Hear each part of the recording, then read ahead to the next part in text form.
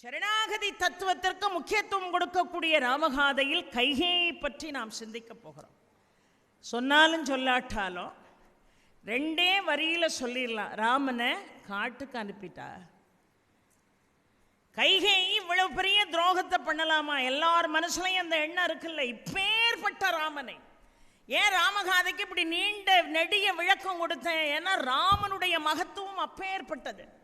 ராமன் கருணையினுடைய வடிவானவன். ரொம்ப அழகா அவனுடைய கண்களிலிருந்து சொரியக்கூடிய கருணை என்னும் அமுத மழை பிரம்மா படைத்த அத்தனை ஜீவராசிகள் மீதும் படிந்திருக்கிறதா. அத்தனை ஜீவராசிகள் மீதும் படிந்திருக்கிறதா. அப்பேற்பட்ட ராமனை மனதிலே வைத்திருக்கக்கூடிய நாம் இன்னொரு ஆன்டி கேரக்டர் என்று நாம சொல்லக்கூடிய கைகையை பார்க்கிறோம். ஆன்டி கேரக்டர்னு கம்பன் சொன்னானான்னு யோசிக்கணும். அது ஒரு ஆன்டி கேரக்டர்னு வான்மீகி சொன்னானான்னு யோசிக்கணும். எப்பொழுதுமே இந்த உலகத்தில் ஒரு பழக்கம் இருக்குது. மேலெழுந்த வாரியாக ஒரு விஷயத்தை பார்த்துட்டு இவன் மோசம்னு முடிவு பண்ணிடுவோம். நீங்கள் என்னைக்கு மோசம்னு ஒரு பட்டத்தை கட்டிட்டீங்களோ அதை ஒருத்தன் சொல்லுவான், 2 பேர் சொல்லுவான், 20,000 பேர் சொல்லுவான், 20 லட்சம் பேர் சொல்லுவான், 20 கோடி பேர் சொல்லுவான். அவன் எவ்வளவு நல்லவனாக இருந்தாலும் தன்னை நல்லவன்னு நிரூபிக்க முயன்றாலும் கடைசி வரைக்கும் முடியாது. கடைசி வரைக்கும் முடியாது. ஏன்னா இவன் தான் மோசம், இவன் பயங்கர தந்திரக்காரன், இவன் சரியில்லாதவன், இவன் கொடுமைக்காரன்னு ஒரு மிகப்பெரிய சாயத்தை பல யுகங்களாக ஒருத்தர் மேலே பூசிக்கிட்டு இருக்கோம். அப்படி ஒரு பூசப்பட்ட ஒரு கேரக்டர் எதுன்னு கேட்டிங்கன்னா கைகேயி என்கின்ற கேரக்டர். கோசலை, கைகேயி, சுமித்திரை. கோசலையினுடைய மகன் ராமன், கைகேயினுடைய மகன் பரதன், சுமித்திரையினுடைய மகன் லக்ஷ்மணன், சத்ருகணன். இதில் பல பேர் பல தியாகங்களை செய்வது போல காட்டுகிறது. அதில் தியாகம் செய்யாத ஒரே ஆளா சித்தரிக்கக்கூடியது யாருன்னு கேட்டிங்கன்னா கைகேயை மட்டும்தான். இப்போ லக்ஷ்மணனை எடுத்தா ரொம்ப அழகாக லக்ஷ்மணனுடைய தியாக எண்ணத்தை வான்மீகியிலே நாம் பார்க்கிறோம், கம்பனிலையும் பார்க்கிறோம். காட்டுக்கு போகணுங்கிற முடிவு வந்த உடனே 14 ஆண்டுகள் காட்டுக்கு போகணும். இது கம்பன்ல இல்லை, வான்மீகியில் இருக்கு. காட்டுக்கு போகணும்னு சொன்ன உடனே பிரம்மாவை நினைத்து கடுமையான தவம் செய்தானா லக்ஷ்மணன். அண்ணன் கூட காட்டுக்கு தொண்டு செய்ய போறான். கடுமையான தவம் செய்தானா. அந்த தவத்திற்கு செவிசாய்த்த இறைவன், அப்பா உனக்கு என்ன வரம் வேணும்னு கேட்டார். யார்கிட்ட? லக்ஷ்மணன்ட்ட. 14 ஆண்டுகள் என் அண்ணனுக்கு துணையாக நான் காட்டுக்கு போகிறேன். நான் கண்ணை மூடி தூங்கிடவே கூடாதுன்னு வரம் கேட்டான். ஏன்னா பர்ணசாலையில் எங்கள் அண்ணனும் அண்ணியும் தனிமையில் இருப்பாங்க. கொடிய வனம், விலங்குகள் எல்லாம் வர வாய்ப்பு இருக்குது. அதனால 14 ஆண்டுகள் நான் தூங்கவே கூடாது. கண் விழித்து என் சகோதரனையும் என் அண்ணியையும் நான் காப்பாற்றணும்னு வரம் கேட்டான். 14 ஆண்டுகள் லக்ஷ்மணன் தூங்கவே இல்லை. லட்சுமணன் காட்டுக்கு போயிட்டான். இங்கே அரண்மனையில் இருந்த ஊர்மிழை ஒரு வரம் கேட்டா இறைவன்ட்ட. 14 வருஷம் நான் தூங்கிக்கிட்டே இருக்கணும்னு வரம் கேட்டான். ஏமா நீ தூங்கிக்கிட்டே இருக்கணும் அப்படின்னு கேட்டா, காட்டுக்கு போகணுங்கிறது ராமனுக்கு ஏற்பட்ட விஷயம். காட்டுக்கு அவன் போறாங்கிறதுக்காக அவன் மனைவி போறது நியாயம். ஏன் கணவன் போறது எந்த வகையில் நியாயம்? நான் இங்கே இந்த அரண்மனையில் தனியாக கிடக்கணுமா? இவ்வளவு இளமையான வயதில் கொஞ்சம் கூட மனைவிங்கிற பொறுப்பு இல்லாமல் இந்த லட்சுமணன் போயிட்டானேன்னு இந்த மனித சுவாபத்தில் ஒரு கணம் கூட நான் நினச்சிடக்கூடாது. அதுக்காக நான் முழிச்சிருந்தா தானே நினைப்பேன். தூங்கிக்கிட்டே இருக்கணும்னு வரம் கேட்டார். ஆக 14 ஆண்டுகள் லக்ஷ்மணன் தூங்கவே இல்லை. 14 ஆண்டுகள் ஊர்மிழை தூங்கிக் கொண்டே இருந்தாள். ஆனால் எல்லாம் முடிந்து பட்டாபிஷேகத்துக்கு வந்தாங்க பாருங்க. எல்லாம் மங்களமாக முடிந்த பிறகு 14 ஆண்டுகள் நான் தூங்கவே கூடாதுன்னு வரம் கேட்ட லட்சுமணன் வரம் முடிந்து தூங்க ஆரம்பித்தான். நான் 14 ஆண்டுகள் தூங்கிக் கொண்டே இருக்க வேண்டும் என்று வரம் கேட்ட ஊர்மிழை விழிக்க ஆரம்பித்தாள். ஆக இவன் பழையபடி தூங்குறான், அவ பழையபடி விழிக்கிறார். 14 ஆண்டுகள் ஒரு இளம் தம்பதியர்கள் 14 + 14 28 ஆண்டுகள் தன்னுடைய இளமையை துறந்ததாக ராமகாதை சொல்கிறது என்று சொன்னால் எப்பேற்பட்ட தியாகி அந்த லக்ஷ்மணன். அதனால தான் அல்லை ஆண்டு அமைந்த மேனி அழகனும் அவளும் துஞ்ச வில்லையுன்றிய கையோடும் வெய்து உயிர்ப்போடும் கல்லை ஆண்டு அமைந்த தோளாய் கண்களில் நீர் சொறிய கங்குல் எல்லை காண்பும் அழவும் நின்றான் இமைப்பிலன் நயனம் என்றான் என்று கம்பன் பாடுகிறான். அழுது அழுது அழுது அழுது இந்த கன்னத்தில் ஒரு பெரிய வாய்க்கால் மாதிரி கோடு கிடந்ததுன்னா 2 பேருக்கு, ஒன்று லட்சுமணனுக்கு, இன்னொன்று ராமனை பிரிந்த சீதைக்கு. அப்படி ஒரு தியாகத்தை செய்தான் லட்சுமணன். சரி, சத்ருகன்ட்ட நீ நாட்டை வச்சுக்கோப்பா, எங்கள் அண்ணன் இல்லாத நாடு எனக்கு ஒரு நாடே இல்லை, நான் உயிரை விட போகிறேன், நீ ஆட்சி பண்ணுன்னு சொல்லும்போது, ஏயா அண்ணன் தான் எனக்கு முக்கியம்னு காட்டுக்கு போன லட்சுமணன் இந்த உலகம் பாராட்டிக்கிட்டே இருக்கும். அண்ணன் இல்லாத ஒரு ஆட்சி எனக்கு தேவையில்லைன்னு நந்தி கிராமத்தில் அவன் பாதரட்சியை வச்சு ஆட்சி பண்ணிட்டு குறித்த நேரத்தில் அவன் வரலன்னு உயிரை விட போகிறேன்னு சொல்கிற நீ இவ்வளோ பெரிய தியாகி. ஆனால் இத்தனை தியாகங்களுக்கு மத்தியிலையும் ஆட்சியை வச்சுக்கோன்னு சொன்ன உடனே சரின்னு உடனே தலையாட்டிட்டு நான் ஆட்சி செய்வேன், நீ கற்பனை பண்ண பாரு, அதுக்கு என்ன கொன்று இருக்கலாங்கிறான் சத்ருகணன். அப்போ அவன் எவ்வளோ பெரிய தியாகி. சரி, பரதனை எடுத்துக்கொள்ளுங்கள். பரதனை இந்த காப்பியம் முழுவதும் பரதனை மிக அருமையாக அத்துணை பேரும் பாராட்டுகிறார்கள். ஒரு உலகத்தில் மனுஷன் ஒருத்தர் தான் 4 பேர் என்னை பாராட்டுவான், 4 பேர் என்னை தூத்துவான், அதான உலக இயல்பு. ஆனால் மிகப்பெரிய ஒரு அந்தஸ்திலே பரதன் வைக்கப்பட்டான் என்று பார்க்கிறோம். என்ன அழகாக ஒரு காப்பியத்தை இந்த ராமகாதையை பேசுகின்ற பொழுது குகன் என்கின்ற ஒரு சின்ன ஒரு கதாபாத்திரம், அந்த சின்ன கதாபாத்திரத்தின் வாயிலாக பரதனை விஸ்வரூபம் எடுக்க வைத்தவன் கம்பன். பொதுவாக ஒரு காப்பியம் ஒருத்தர் எழுதுறாங்கன்னு சொன்னால் காப்பிய நாயகனுக்கு தானே இம்பார்ட்டன்ஸ். இப்போது நாளைக்கே கணபதி சார் வந்து ஒரு பல கோடி ரூபாய் இன்வெஸ்ட் பண்ணி ஒரு படம் எடுக்காருன்னா என்னத்தானே கதாநாயகியாக போடுவார், வேற யாரை போட முடியும்? கதாநாயகி அந்தஸ்துக்குரிய ஆளை மட்டும்தானே போட முடியும். அதை விட்டுட்டு ஒரு சப் கேரக்டர் நடிக்கிற ஜோதிக்கு இம்பார்ட்டன்ஸ் கொடுத்தா என்னையா நியாயம்? அந்த அம்மா ஒன்றும் இல்லை, நான் மகாராணி மாதிரி அப்படியே பார்க்கடலில் பள்ளி கொண்ட மாதிரி படுத்திருக்கிற மாதிரி ஒரு காட்சி. இடையில அங்கங்கே வந்து மேக்கப்பை டச் பண்ணி விட்டுட்டு ஒரு டம்ளர் காஃபி கொடுக்குற கேரக்டர் இந்த ஜோதி அம்மாவுக்கு. இவங்களுக்கு அவ்வளோ பெரிய இம்பார்ட்டன்ஸை கொடுத்து எனக்கு கொடுக்கலன்னா படம் பார்க்குறவன் என்னையா சொல்லுவான்? என்ன கதாநாயகி இம்பார்ட்டன்ஸே இல்லை. இவ்வளோ இளமையான அழகான கதாநாயகியை கொஞ்சம் கூட நீங்கள் ஃபோக்கஸ் பண்ணாமல் ஒரு சாதாரண கேரக்டருக்கு முக்கியத்துவம் கொடுத்துறீங்க. சொல்லுவோமா சொல்ல மாட்டோமா? எந்த ஒரு காப்பியத்திற்கும் அதுதான் இலக்கணம். ஆனால் ஒரு சின்ன ஒரு கதாபாத்திரத்தை கையிலே வைத்துக்கொண்டு குகன் என்ன அழகா முதல்ல பரதனை தப்பா நினைக்கிறான். அப்புறம் பரதனும் அறவுரை தரித்து வந்த காட்சியை பார்த்துட்டு அவன் சொல்லி எங்கள் அண்ணன்ட்ட ஆட்சியை கொடுத்துட்டு போலான்னு வந்தேன் அப்படின்னு சொல்லி செவிமடுத்து கேட்ட பிறகு குகன் வாயிலாக அந்த பரதனை எந்த அளவுக்கு உயர்த்த முடியுமோ அந்த அளவுக்கு உயர்த்துறான் கம்பன். தாய் உரை கேட்டு தாதை உதவிய தரணி தன்னை தெய்வின என்ன நீத்து சிந்தனை முகத்தில் தேக்கி போயின என்ற பொழுது புகழி நோய் தன்மை கண்டால் 1000 ராமனின் கேளாவரோ தெரியுனம்மா. நீ ஒரு ராமனுக்கு சமம் இல்லை, நீ 1000 ராமனுக்கு சமம். அதனால தான் ரொம்ப அழகா 1000 கோடி ராமர்கள் இந்த உலகத்தில் இருந்தா கூட அண்ணல் நின் அருளுக்கு அருகாவாரோ என்று கோசலை பரதனை பற்றி சொல்லக்கூடிய இடம். இப்படி பல இடங்கள் இருக்கிறது அவனுடைய தியாகத்தை வெளிப்படுத்துவதற்கான. சில பேருடைய தியாகம் வெளியிருந்து மேல் பூச்சா பார்க்கப்படுமே தவிர அவன் எவ்வளவு தியாகத்தை சுமந்துக்கிட்டு உள்ளுக்குள்ள கண்ணீர் வடிச்சுக்கிட்டு இருக்காங்கிற விஷயம் யாருக்குமே தெரியாது. ராமனுக்குத்தான் பட்டாபிஷேகம்னு ரொம்ப அழகா முடிவு செய்கிறாரு தசரதன். அந்த தசரதன் ஆட்சி செஞ்ச நாடு எப்படி இருந்தது, அந்த கோசல நாடு எப்படி இருந்தது, அந்த அயோத்தி மாநகரம் எப்படி இருந்தது? கம்பன் அழகாக எழுதுகிறான். தண்டரை மயில்கள் ஆட தாமரை விளக்கம் தாங்க கொண்டல்கள் முழவின் ஏங்க குமழை கண் விழித்து நோக்க தென்திரை எழுநி காட்ட தேன்புழி மகரையாழின் வண்டுகள் இனிது பாட மருதம் வீற்றிருக்கும் மாதோ. அந்த செழிப்பு அவ்வளோ அழகாக எழுதுறார். முழவு என்பது ஒரு வகையான வாத்தியம். இப்போ சில வாத்தியத்தை நீங்கள் நின்றுக்கிட்டு வாசிக்கலாம், கிட்டார் நின்றுக்கிட்டு வாசிக்கலாம், வயலின் நின்றுக்கிட்டு வாசிக்கலாம், ட்ரம்ஸ் நின்றுக்கிட்டு வாசிக்கலாம். ஆனால் தபேலாலாம் மிருதங்கமெல்லாம் டோலெல்லாம் உட்காந்துக்கிட்டு வாசித்தா தான் அந்த வாத்தியத்துக்கே ஒரு மரியாதை.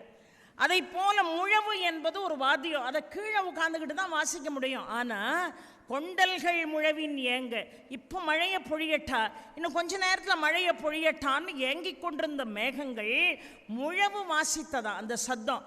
அந்த முழவு வாசிக்கக்கூடிய மேகங்கள் நினச்சிதான், ஆகா நம்ம பல அடி தூரத்தில் மேலெல்லாம் இருக்கோம், கீழே வந்து நாமளும் உட்கார்ந்து இந்த முழவு வாத்தியத்தை வாசிச்சா எப்படி இருக்கும்னு அது நினச்சிதான் மருதம் வீற்றிருக்கும் மாதோ, அந்த மருத நிலத்தை மிக அற்புதமாக கற்பனை செய்து அந்த அரியாசனத்தில் வீற்றிருக்கக்கூடிய மருத அரசி நாச்சியார் முன்னாடி மயில்கள் எல்லாம் அந்த முழவினுடைய சத்தத்திற்கு மிக அற்புதமாக தோகை விரித்து ஆடக்கூடிய காட்சி. அந்த அரண்மனையினுடைய திரைச்சீலைகளாக அந்த நீர் அலைகள் தென்றல் தழுவி ஓடக்கூடிய காட்சியை திரைச்சீலைகளாக மிக அற்புதமாக மருத நிலத்தில் மயில்கள் ஆடக்கூடிய அந்த நாடக மேடையை வர்ணிக்க நினைத்த கம்பன் தாமரை மலர்கள் விளக்குகளாக காட்சி தருகிறது.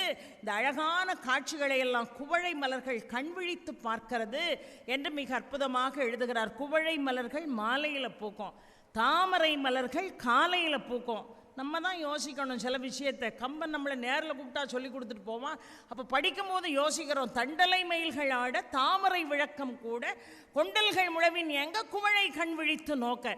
அப்போ தாமரை எப்படி இருந்திருக்கணும்? காலையில் மலர்ந்த தாமரை சாயங்காலம் பழையபடி இப்படி குவிந்து போயிருக்கும். அந்த குவிந்த காட்சி விளக்காக தென்படுகிறது. குவளை அதை கண்விழித்து பார்க்கிறது. அப்படி ஒரு அழகான ஒரு வர்ணனையை சொன்னான் கம்பன் என்று மட்டுமல்ல, ஒட்டுமொத்த தசரதனுடைய ஆட்சிக்கு பல பாடல்கள் இருக்கு. 12,000 பாட்டையும் இப்போ சொல்ல முடியுமா? 1.5 மணி நேரத்தில் சொல்ல முடியாது. பல பாடல்கள் இருக்கு. ஆனால் ஒரு பானை சோத்துக்கு ஒரு சோறு பதம் என்று சொல்வார்கள். அப்படி ஒரு பாட்டு. வன்மையில்லை ஒரு வறுமையின்மையால், திண்மையில்லை நேர் செருணரின்மையால், உண்மையிலை பொய்யுரை இல்லாமையால், வெண்மையிலை பல்வேள்வி மேவலால் என்று ஒரு பாடு. அந்த நாட்டில் வறுமையே இல்லையா. வறுமைன்னு இருந்தால் தான் செல்வ செழிப்பு தெரியும். வீரம்னு இருந்தால் தான் பகையை ஒழிக்கிறதுக்கு அந்த வீரத்தினுடைய தாத்பரியம் நமக்கு புரியும். ஷார்ட் அண்ட் ஸ்வீட்டாக அழகாக சொன்னார். தசரதன் ஆட்சி செய்யக்கூடிய அந்த நாட்டில் வறுமை இல்லை. தசரதன் ஆளக்கூடிய அந்த நாட்டில் பகை என்பதே இல்லை. தசரதன் ஆளக்கூடிய அந்த நாட்டில் யார் வாயிலையும் பொய்யே இல்லை.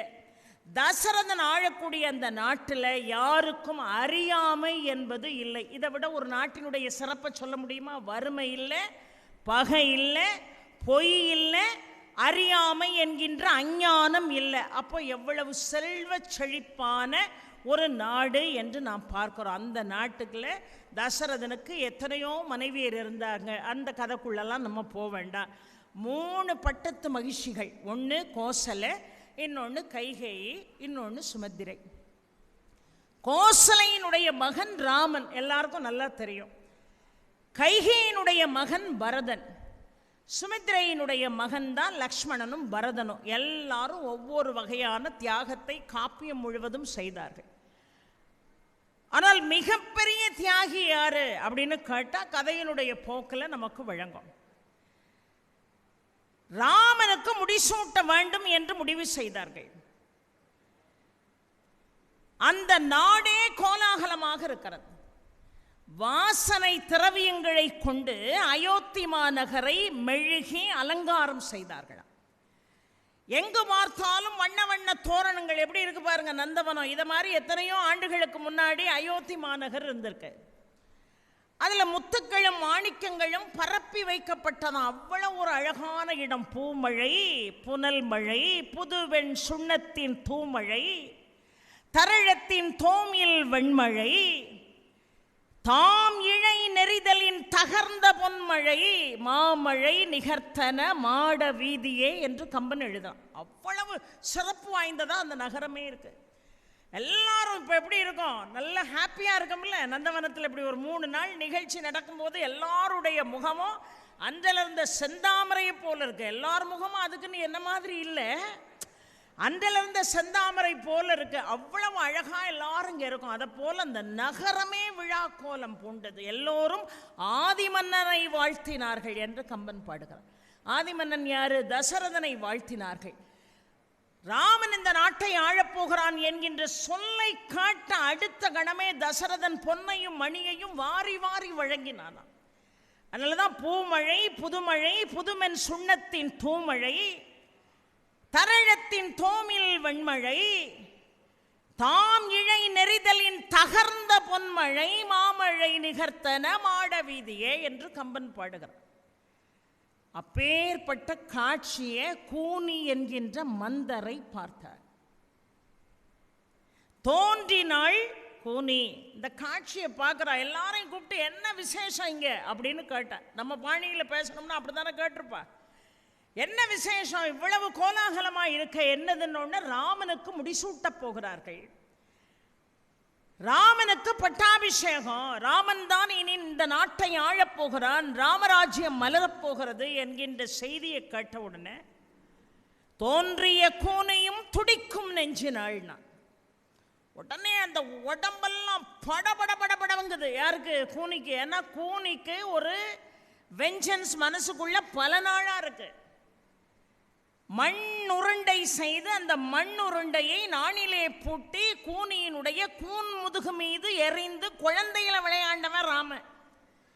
அந்த பாதிப்பு அவளுக்கு அத்தனை ஆண்டுகளுக்கு பிறகும் இருக்கிறது பாருங்கள். அதனால தான் எப்பொழுதுமே செயல்பட முடியாதவர்கள், கண்ணு கொஞ்சம் தெரியல, காது கேட்கல, நடக்க முடியல, இல்லை ஏதாவது பிறவியில் சில குறைபாடுகள் இருக்குன்னா அவர்கள் எல்லாம் தெய்வத்துக்கு சமம்னு நினைக்கணும். ஆனால் ராமன் மானுட அவதாரம் எடுத்து இந்த மண்ணுக்கு வந்தா உலகத்தை காப்பதற்காக வந்த ராமனுக்கே குழந்தை பருவத்தில் சில சின்ன சின்ன தவறுகள் இருந்தது என்பதை காட்டுகிறது. அது இவளுடைய மனசுல ஆறாத அணுவாக மாறி போனது. தோன்றினாள் கூனியும் துடிக்கும் நெஞ்சினாள் ஊன்றிய வெகுளியாள் உழைக்கும் சொல்லினாள் காஞ்சரி நயனத்தாள் கதிக்கும் சொல்லினாள் மூன்று உலகினுக்கும் ஓர் இடுக்கண் மூட்டுவாள் என்று கம்பன் பாடுகிறான். ஒரு உலகத்துக்கு இல்லை, 3 உலகத்துக்கும் அட்ட டைம்ல ஒருத்தி தீ வைக்க முடியும்னா அது கூனியால மட்டும்தான் முடியும். எத்தனை கூனி வீட்டில் தீ வைக்கிறான், எத்தனை மந்திரம் அப்படி லேசா கொளுத்தி போட்டுட்டு நம்ம பாட்டுக்கு போயிடுவோம். அங்க பத்திக்கிட்டு எரியும் ஒரு குடும்பமே. கூனி மாதிரி இருக்கணும்னு ஒரு நாள் நினைக்கவே கூடாது. கூனி மாதிரி யாராவது இருந்தா கூட அவர்களுக்கு புத்தி சொல்லக்கூடிய இடத்துல நாம இருக்கணும். அப்ப 3 உலகினுக்கும் ஒரு இடுக்கண் மூட்டுவாள். தீ மூட்டுறதுல அவ்வளவு சக்தி வாய்ந்தவள். அவன் நேரா போனான். நேரா போய் வார்த்தை என்ன சொன்னா பாருங்க. அவ ரொம்ப அழகா பார்க்கடல்ல பவளக்கொடி பள்ளி கொண்டது போல அவள் காட்சி தருகிறாள் என்று கம்பன் பாடுகிறான். அவ்வளவு அழகா அவ பவளக்கொடி போல அவள் அயர்ந்து இருக்கிறாள். அப்படியே தூங்கியும் தூங்காமலும் இருக்கிறாள். இவன் நேரா போய் வார்த்தை சொன்னா பாருங்க. இந்த வார்த்தை கடைசி வரைக்கும் ஸ்ட்ராங்கா இருக்கும். வீழ்ந்தது நின் நலம். வார்த்தை அதான், வீழ்ந்தது நின் நலம். திருவும் வீழ்ந்தது வாழ்ந்தழல் கோசலை மதியினாள் என்றாள். 2 வரி தாங்க. எவ்வளவு ஆழமான வரி தெரியுமா? நல்லா வாழ்ந்துகிட்டு இருக்கிற ஒருத்தர்கிட்ட இதோட உன் கதை முடியுதுன்னா அவன் எவ்வளவு பதபதச்சு போவான். யோசித்து பாருங்கள். வீழ்ந்தது நின் நலம், திருவும் வீழ்ந்தது வாழ்ந்தனள் கோசலை மதியினாள் என்றாள். அப்படின்னா என்ன அர்த்தம்? நீ முட்டாள்னு அர்த்தம், நீ அறிவில்லாதவன் அர்த்தம், நீ பேதை என்ற அர்த்தம். ஒரு பணிப்பெண் ஒரு அரசியை பார்த்து நீ பேதமை குலப்பெருமையை அழிக்க வந்தவள்னு சொல்றான்னு சொன்னா எந்த அளவுக்கு மந்தரைக்கு இம்பார்ட்டன்ஸ் இருந்திருக்கும் அந்த கேகய நாட்டில். யோசித்து பாருங்கள். கல்யாணம் பண்ணி கேகய நாட்டிலிருந்து கைகேயி இங்க அயோத்திக்கு வந்த பிறகு கூட பணிப்பெண்ணாக நீ அங்கே போயிருந்து அவளுக்கு பணிவிடை செய்யென்று கேகய மன்னன் மந்தரையை அனுப்பி வச்சான். அந்த மந்தரை நின்று சொல்ற, வாழ்ந்தனள் கோசலை மதியினாள் என்றாள். அவன் அறிவை கொண்டு அவ புத்தியோட பொழைச்சு அவை நீ வாழ போற. ஆனா வீழ்ந்தது உன்னுடைய நலம். இனிமே கோசலையினுடைய கைதான் ஓங்கி இருக்கும், உனக்கு இனிமே எந்த விதமான பவரும் இல்லை அப்படிங்கிற விஷயத்த முதல்ல சொல்றார். எப்பொழுதுமே 3 மனைவியர்ல மற்ற 2 பேரை பத்தி ஒருத்தர்கிட்ட பாராட்டி பாருங்க, உங்களுக்கு பிடிக்காதுல்ல. முதல்ல எந்த ஒரு ஆயுதத்தை கையில் எடுக்கிறா பாருங்க, என்ன எப்படி அது கரெக்ட். கடைசி வரைக்கும் அது ஒரு மனைவியாவே இருக்கட்டும். என்னுடைய வாழ்த்துக்கள். கம்பராமாயணத்தில் நிறைய கேரக்டர்ஸ் இருக்கு. நாங்க உங்களை ராமனா தானே பார்க்கிறோம், ஏகபத்தினி விரதனா பார்க்கிறோம். நீங்க தசரத ரேஞ்சுக்கு போகணும்னு நினைக்கிங்க, அது நடக்காது. பக்கத்தில் உட்கார்ந்து இருக்கிறாள் சரியில்லை. என்ன அழகா பாருங்க, எந்த அப்பழுக்கும் இல்லாம அவ படுத்திருக்கா. அதனாலதான் கடைக்கண் அழிபொழிய பொங்கு அணை மேல் கிடந்தாள்தனை விரைவில் எய்தினாள் என்று கம்பன் பாடுகிறார். கடைக்கண் அழிபொழிய, எப்பேற்பட்ட வார்த்தையை கைகேயிக்கு கம்பன் பயன்படுத்துகிறான் பாருங்கள். கண்ணழிபொழியன்னு எழுதல, கடைக்கண் அழிபொழிய என்று எழுதுகிறார். நம்ம பாடுவோம், பன்னீர் விழிகளிலே பரிவுடன் ஒரு விழியால் என்னை நீ பார்த்தாலும் போதும்னு முருகனை பார்த்து பாடுறோம். அது மாதிரி கடைக்கண் அழிபொழிய, கைகையினுடைய கடைக்கண் பார்வை கூட கருணை மழையை பொழிந்ததான்.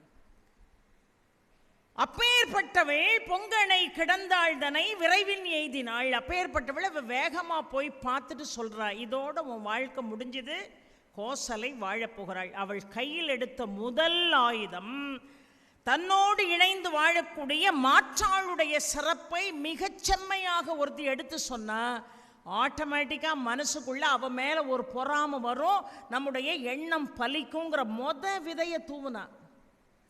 ஆனா அவ அசரல்ல. அவ என்ன அழகா சொன்னா, அரும் பெரும் புகழ் பரதன் என்று கம்பன் சொல்கிறான். பன்னரும் பெரும் புகழ் பரதன், மைந்தனேல் மைந்தன் பன்னரும் புகழ் பரதன் என்று சொல்கிறாள். மன்னன் மன்னனேல் கணவன் என்று ஒரு வார்த்தையை சொல்கிறார். மன்னன் மன்னனேல் கணவன், மைந்தன் மைந்தனேல் அரும் பெரும் புகழுக்குரிய பரதன். அவனை மகனா பெற்ற பிறகு வாழ்க்கையில் என்ன வீழ்ச்சி வரப்போகுது அப்படின்னு ரொம்ப அழகா சொல்றா. சொல்லிட்டு அடுத்தாப்புல சொல்றா, இந்த உலகத்தில் மானுடர்கள் இணைந்து வாழ்ந்து புதல்வர்களை பெறுகிறார்கள் என்று சொன்னால், அந்த புதல்வர்கள் உத்தமர்களாக இருக்க வேண்டும் என்கின்ற எண்ணம் எல்லா பெற்றோர்களுக்கும் இருக்கும். அதையும் தாண்டி ஒரு ஆழமான ஒரு விஷயத்தை சொல்றா. அப்படி புதல்வர்களை பெற்றவர்கள் இம்மைக்கும் மறுமைக்கும் புண்ணியம் சேர்ப்பவர்கள்.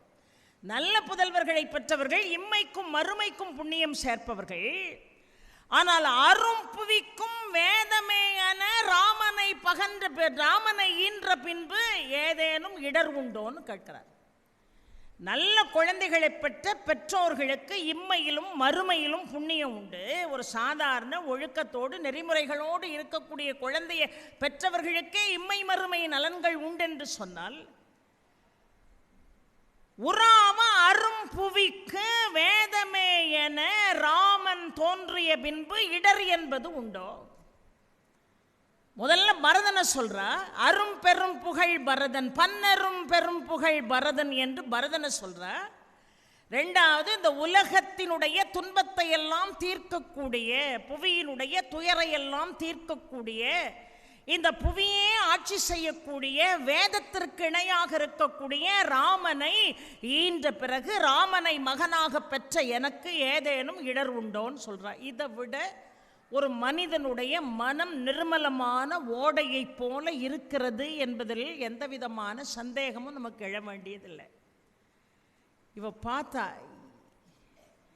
இவ ராமனை இவ்வளவு புகழ்றாள, இந்த ராமனை கொஞ்சம் மட்டம் தட்டணும்னு நினைச்சா மந்திரேவ சொன்னா, ராமன் வேதங்களுக்கெல்லாம் இணையானவன், இந்த உலக உயிர்களுடைய துன்பங்களை எல்லாம் நீக்கக்கூடியவன்.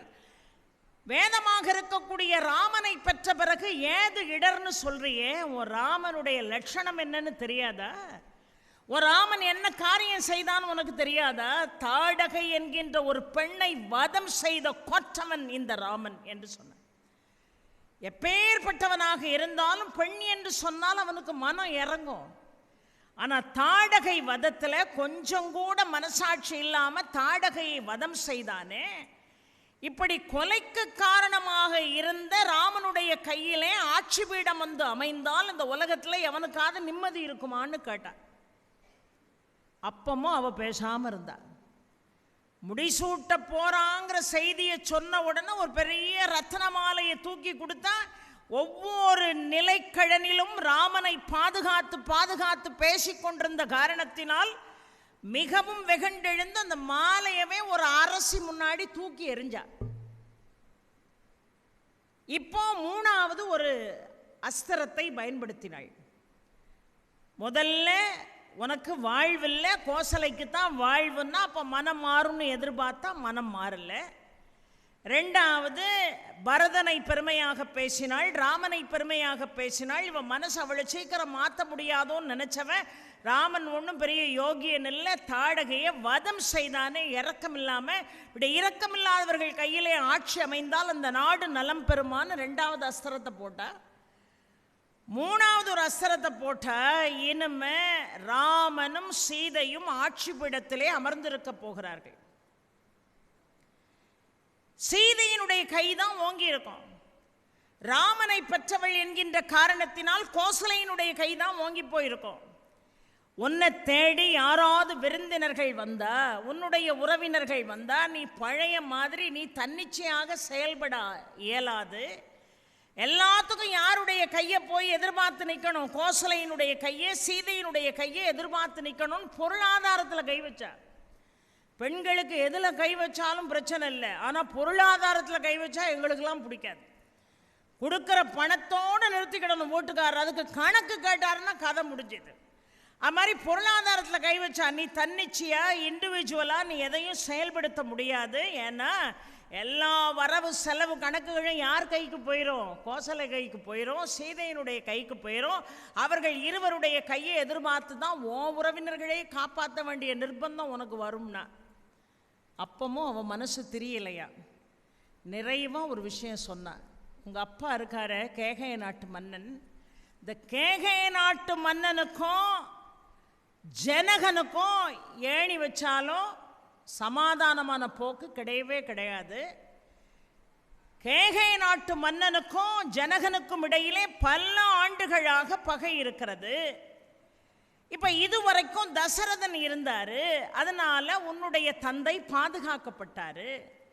ஆனால் இனிமே அப்படி இல்லை. தசரதனுக்கு பிறகு ராமன் ஆட்சி செய்ய போகிறான். ராமன் மாதுலன், அவன் ராமனுடைய மாமனார். அவரு இனிமே அவரை பாதுகாக்கணுங்கிறதுக்காக உன்னுடைய தந்தையை சீதையினுடைய தூண்டுதலால் ராமன் எதிர்பார்த்தால் உன் தந்தையினுடைய கதை முடியுதுங்கிறார்.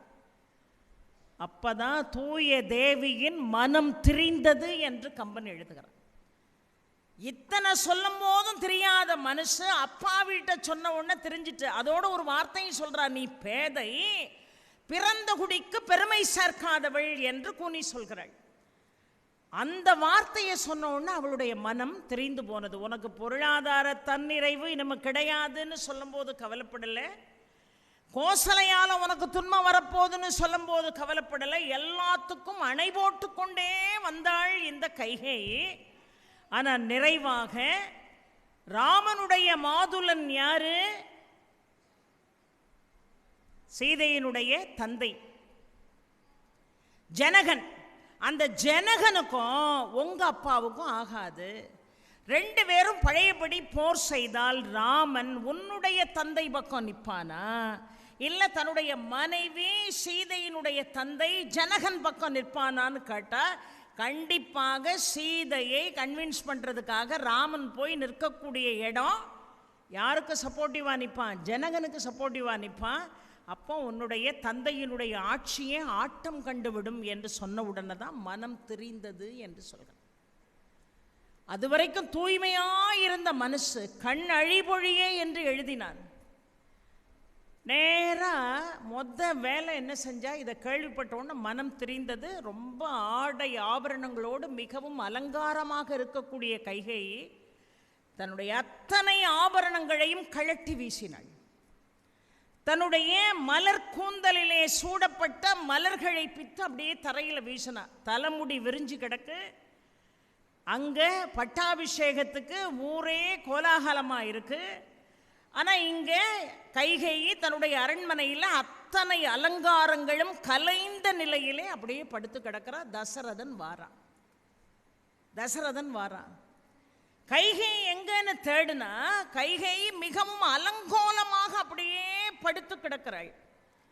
இப்போ நேராக போனா, ஏமா என்னாச்சு உனக்குன்னா, உனக்கு என்னாச்சு? ஏதாவது உடம்புக்கு ஏதாவது பிரச்சனையா? மருத்துவர்களை வர வைக்கணுமா? உனக்கு என்னதான் பிரச்சனை? ஏன் இப்படி படுத்து கிடக்கிறன்னு. ஏன்னா 3 மகிழ்ச்சிகள் மேலேயும் அன்புள்ளவன் தான். கைகேயி மேலே அளவு கடந்த அன்பு கொண்டவன். கைகை இப்படி கிடக்கிறாள்னு அவளை தூக்க முயற்சி பண்ணுறான். அவள் பழையபடி தழுவி தரையிலே விழுகிறாள். இப்போ உனக்கு என்னதான் பிரச்சனை அப்படின்னு கேட்ட உடனே சொன்னா, எனக்கு 2 வரம் தாரேன்னு நீங்கள் சொன்னீங்க, ஞாபகம் இருக்கா?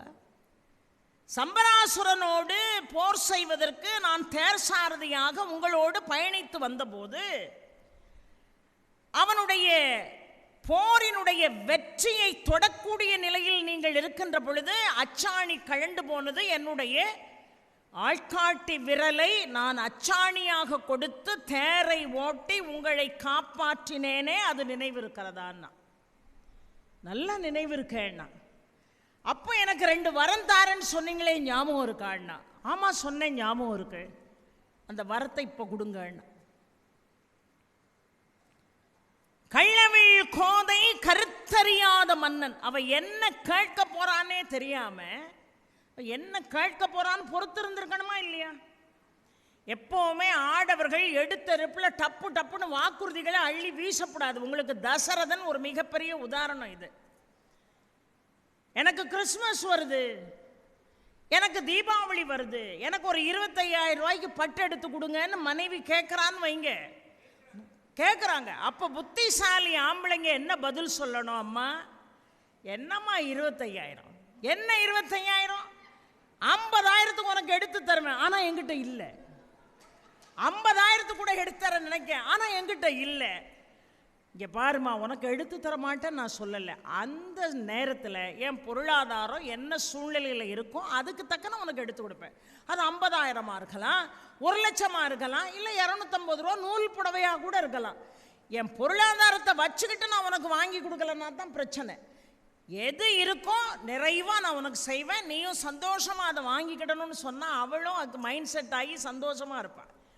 இவன் தான் கிறிஸ்மஸுக்கு இன்னும் 1 மாதம் இருக்க, தீபாவளிக்கு இன்னும் 6 மாதம் இருக்கன்னு என்ன 25,000 50,000த்துக்கு எடுத்து கொடுக்கணும்னு நினச்சிக்கிட்டு இருந்தா, கேவலம் ஒரு 25,000க்கு என்ன எஸ்டிமேட் பண்ணுறியா நீ அப்படிமா.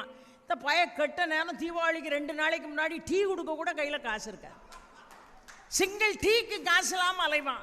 இவன் அதே பிடிச்சிக்கிடுவான். அன்னைக்கு சொன்னீர்ல இன்னைக்கு எங்கே போச்சுன்னு. தீபாவளி பார்த்தீங்கன்னா உண்மையாகவே வெடி, அங்கே பட்டாசு பயங்கரமாக வெடிக்கும். இது எதுக்கு? ஏம்மா, என் பொருளாதார சூழ்நிலைக்கு ஏற்றாறு போல் என்ன செய்ய முடியுமோ அந்த நேரம் அதை செய்வேன்னு தசரதனே சொல்லியிருந்தா கூட அவனுக்கு இந்த பிரச்சனை இல்லை. 2 வரம் தாரன்னு சொன்னீங்கல்ல, அதை தாங்க அப்படின்னு கேட்ட உடனே என்ன வரமானாது கேட்டிருக்கலாம்ல. என்ன வரமா கேட்க போகிறோம், உனக்கு என்ன வேணும், அவன் என்ன கேட்க போகிறானே இவருக்கு தெரியாது. அதை விட்டுட்டு அவளுடைய கருத்து என்ன என்பதை தெரியாமல் இருந்து கொண்டு என்ன லோபின்னு நினைச்சியா? உனக்கு தாரன் சொன்ன வரத்தை மாற்றி சொல்லிடுவேன் நீ நினைச்சியா? நீ என்ன கேட்டாலும் கொடுப்பேன், நீ எதுக்கும் கவலைப்படாத. நீ என்ன கேட்கிறியோ, நீ என்ன வரத்தை கேட்கிறியோ அதை நான் கொடுப்பேன் என்று சொல்லிட்டு நிறுத்தியிருந்தா கூட பரவாயில்ல. ஒவ்வொரு இடமா நீங்க கவனிக்கணும். முதல்ல வரம் கொடுக்கும் போதே அவ கேட்கவே இல்லை. கையெல்லாம் ரத்தமான உடனே சம்பராசுரனோட நடந்த போர்ல ஆக ஒரு பெண்ணா இருந்து இவன் நமக்கு வெற்றியை தேடி தந்துட்டாளேங்கிற மிகப்பெரிய ஒரு ஆதங்கத்தில், ஒரு எக்ஸைட்மெண்ட்ல உனக்கு என்ன வேணும் அவ கேட்டாளா? உன்னை என்ன வேணும்னு கேட்க சொன்னான். அவ கேட்கவே இல்லை. இல்லம்மா அந்த வரத்தை நீ வாங்கிக்கோன்னா, வரம் கேட்கணுங்கிற நிலை வருகின்ற பொழுது 2 வரத்தை கொடுன்னு கேட்டா, அப்பமாவது என்ன வரோன்னு கேட்டிருக்கணும். அதையும் கேட்காம கள்ளவிழ் கோதை கருத்துணராத மன்னன் என்ன செஞ்சான் பாருங்க. என்ன நான் கொடுக்க மாட்டேன்னு நீ நினைச்சியா? இல்லை நான் லோபி நீ நினைச்சியா? கொடுத்த வாக்க காப்பாத்தவன் நினைச்சியா? இத்தனையும் சொல்லிட்டு முடிக்கும் போது எப்படி முடிச்சான் பாருங்க. வள்ளல் ராமன் உன் மைந்தன் ஆணை என்று முடிச்சான். வள்ளல் ராமன் உன் மைந்தன் ஆணை. அவன் பிள்ளை மேல சத்தியம் பண்ண சொன்னாள். ஐயா, தப்ப பூரா ஒரே பக்கத்தில் வச்சுக்கிட்டு அதுக்கு ஒரு சின்ன காரணமாக இருந்த ஒருத்தரையே கடைசி வரைக்கும் யுக யுகமாக நீங்க குற்றம் சொல்லிக்கிட்டு இருந்தா எந்த விதத்தில் அது நியாயம்? ராமன் மேல நீ சத்தியம் பண்ணு, எனக்கு 2 வரம் கொடுக்கன்னு சொன்னீங்களே, உனக்கு மிகவும் இஷ்டமான மகன் ராமன் தானே, அவன் மேல சத்தியம் பண்ணி எனக்கு தருவேன் அவ கேட்டாளா? வள்ளல் ராமன் என்ன பொருள்? வள்ளல் ராமன்கிற பேர் ஏன் தெரியுமா கம்பன் போட்டான்? கேட்பதையெல்லாம் தாராளமாக கொடுத்து விடக்கூடியவன் என் மைந்தன். அந்த ஜீன் அவனுக்கு எங்க இருந்து வந்தது? எங்கிட்ட இருந்து வந்தது? நான் மட்டும் கொடுக்காமலா போயிருவேன்? அந்த அர்த்தம்.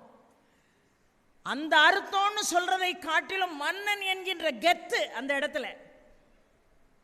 வள்ளல் ராமன் உன் மைந்தன் ஆணை என்று சொன்னான். அந்த இடம் ரொம்ப நீங்க கவனிக்க வேண்டிய இடம். அவ சொன்னா பாருங்க, என்ன வரம் வேணும்னா, ஏய வரம் 2இல் ஒன்றினால் என் சேய் உலகாழ்வது. யாரு? பரதன்.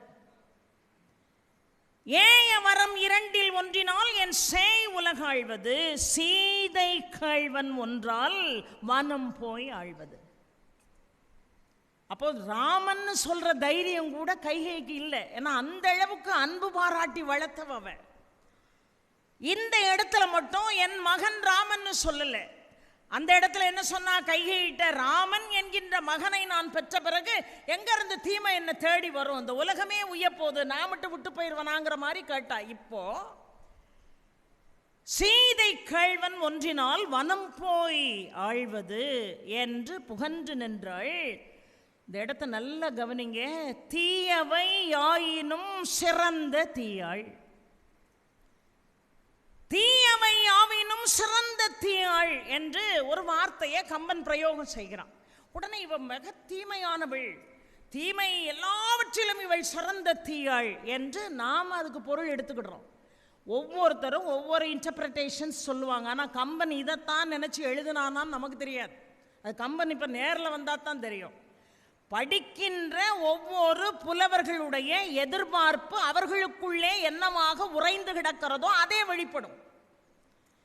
தீயமையாவினும் சிறந்த தீயாள். ஒரு வரத்தால என் மகன் நாட்டாளனோ, இன்னொரு மரத்தால சீதையினுடைய கணவன் காட்டுக்கு போகணும்னு சொன்னவ அதை முடிக்கும் போது என்று புகன்றாள். யாரு? கைகையை.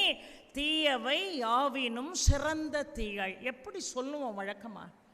மிகப்பெரிய கொடுமைகளை செய்யக்கூடியவர்களை பார்த்து ஒன்று சொல்லணும்னு நினைச்சிருந்தா தீயவை ஆவினும் கொடிய தீயாள் தானே சொல்லியிருக்கணும். கம்பனுக்கா வார்த்தை பிரயோகம் தெரியாது? தீமை எல்லாவற்றையும் உள்ள கொடுமையானது, தீமையை காட்டிலும் கொடுமையான தீயாள்னு சொல்லியிருந்தா அதில் ஒரு அர்த்தம் இருக்கு. தீமையாவினும் சிறந்த தீயாள் அப்படின்னு சொன்னா அதுக்கு என்ன பொருள்னு நான் நினைக்கிறேன்னு சொல்றேன். எந்த உயிரையும் அடிச்சு சேதப்படுத்தப்படாது, பொழைச்சி போட்டுன்னு விட்டுறணும். ஆனால் நான் உன்னை கடிச்சே தீருவேன்னு ஒரு பாம்பு படம் எடுத்து நிற்கிதுன்னு வைங்க. ஒரு பாம்பு படம் எடுத்து நிற்கிது. ஒரு உயிரை கொல்றது பாவம். ஆனால் இன்னொரு உயிர் கொல்லப்பட போகிறது என்று தெரிந்த ஒருத்தன் அந்த பாம்பை கொன்னான்னா அவனுக்கு பேர் சிறந்த தீயாள். அதான உண்மை. ஒரு உயிரை காப்பாத்துறதுக்காக இன்னொரு உயிரை கொன்னா அதுக்கு சிறப்புன்னு நீங்க பெயர் கொடுக்கலாம். எப்படி கொடுத்துருக்கணும் கம்பன்? தீயவை யாவினும் கொடிய தீயாள்னு கொடுத்துருந்தா இவளை மாதிரி கொடுமையானவளே இந்த லோகத்தில் இல்லைன்னு காப்பியத்தை படிக்கிறவன் தெரிஞ்சிருப்பான். சிறந்த தீயாள் என்று வருகின்ற பொழுது தீமையான காரியத்தை தான் அவள் செஞ்சா, அதில் ஒன்றும் சந்தேகம் இல்லை. ஆனால் எதற்காக அதை செய்தாள் என்பதுதான் அதில் கேள்விக்குறியாக தொக்கி நிற்கிறது. ஒன்று, காட்டுக்கு அவன் போன இவன் நாட்டை ஆளணும். ஏன்னா இதை சொல்லி கொடுக்குறா யாரு? மந்திரை தான் சொல்லியே கொடுக்குறா, நீ இப்படி போய் கேளுன்னு. அவன் பதபதச்சு போயிட்டான். பதபதச்சு போயிட்டு வாழ்நாளில் யாருக்குமே துளி அளவு சாபமே கொடுக்காத தசரதன் உன் மகன் நீ கொடுத்தாலும் ஆளமாட்டாங்கிறான். நல்லா கவனிக்கணும். கொள்ளா நீ வரசு உன் மகன், இந்த ஆட்சியை நீ கொண்டு போய் பரதன்ட்ட கொடுத்தாலும் ஆளமாட்டான்னு தெளிவா சொல்லிட்டு, ஒருவேளை ஆண்டா இந்த நாடு உருப்படாது விளங்காதுன்ட்டான். இந்த நானிலம் சிறக்காது, இதுல யாருமே நல்லா வாழ மாட்டான்னு சாபம் போடுறான். ஐயா தசரதன், வரத்தை கொடுத்தது நீ, வரத்தை கேட்காமலே ஒருத்தர் கொடுத்தது நீ, அதை கொடுக்க வேண்டிய நேரம் வரும்போது கூட அது என்ன வரம்னு ஆய்வு செய்யாம கொடுக்கிறதுக்கு தயாரானது நீ. அது மட்டும் இல்லாம யாருமே எதுவுமே எதிர்பார்க்காத நேரத்தில் என் மகன் ராம மேல ஆனன்னு அவன் மேல சத்தியம் பண்ணது நீ. இப்ப இந்த உலகமே உருப்படாது, இந்த உலகமே நாசமா போயிடும், தேவர்கள் உன்னை மன்னிக்க மாட்டான், மண் உலகம் வாழாதுன்னு வரிசையா கைகை முன்னாடி சாபம் போட்டான். அவ அசரவே இல்லை, அவ கம்முன்னு இருந்தா. இவன் என்னெல்லாமோ போராடி பார்த்தான். நீ நினைக்கிற மாதிரி பரதன்ட்ட நாட்டை கொடுத்துட்றேன், ஆனா ராமனை தயவு செய்து காட்டுக்கு அனுப்ப வேண்டாம், தலகீழ நின்று கேட்டு பார்த்தான். அவ மனசு கொஞ்சம் கூட இறங்கலை. நம்மெல்லாம் நினைக்கலாம், அவ என்னங்க மனசு என்ன இரும்பா, என்ன ஈவிரக்கம் இல்லாத ஒரு பெண்ணு. பெண் என்று சொன்னாலே கருணை, பெண் என்று சொன்னாலே இறக்கம். ஆனால் கொஞ்சம் கூட ஈவிரக்கம் இல்லாதவளால் இவ இருக்கான்னு நம்ம நினைக்கலாம். ஆனால் எப்பொழுதுமே ஒரு காப்பியத்தை படிக்கும்போது ஆழ்ந்து கூர்ந்து ஒன்றை படிக்கணும். நேர ராமனை கூப்பிட்டா. ராமன் வந்து நின்னா. ஆழிசூழ் உலகமெல்லாம் பரதனே ஆழ, நீ போய் தாழிருஞ்சடைகள் தாங்கி தாங்கருந்தவம் மேற்கொண்டு பூழி வெங்கானம் நன்னி புண்ணிய துறைகள் ஆடி 7 ஆண்டின் வா என்று எம்பினன் அரசன் என்றாள். உங்க அப்பா சொன்னாரு, நீ 14 ஆண்டுகள் காட்டுக்கு போனோம், மர உரி தரிச்சு அங்க இருக்கக்கூடிய நல்ல நீர்நிலைகள் எல்லாம் நீராடிட்டு வான்னு உங்க அப்பா சொன்னாருன்னு சொல்லலை. ஏன்னா அப்பா சொன்னா கூட நம்ம என்னப்பா இப்படி போய் சொல்லிட்டீங்களேன்னு அவரை கன்வின்ஸ் பண்றதுக்கு ஒரு வாய்ப்பு இருக்குன்னு நினைச்ச கைகேயி, ஆழிசூழ் உலகமெல்லாம் பரதனே ஆள, நீ போய் தாழிருஞ்சடைகள் தாங்கி தாங்க அருந்தவம் மேற்கொண்டு பூழி வெங்கானம் நன்னி புண்ணிய துறைகள் ஆடி 7 ஆண்டின் வா என்று எம்பினன் அரசன் என்றார். இது ஒரு சரணாகதி சாத்திரத்தை மிக தெளிவாக சொல்லக்கூடிய நூல், பக்தி சரம் நிறைந்த நூல் என்று சொன்னேன். ஏன்னா ராமனுடைய எண்குணத்தின் மீது அளவு கடந்த நம்பிக்கை கொண்டவன் கம்பன்.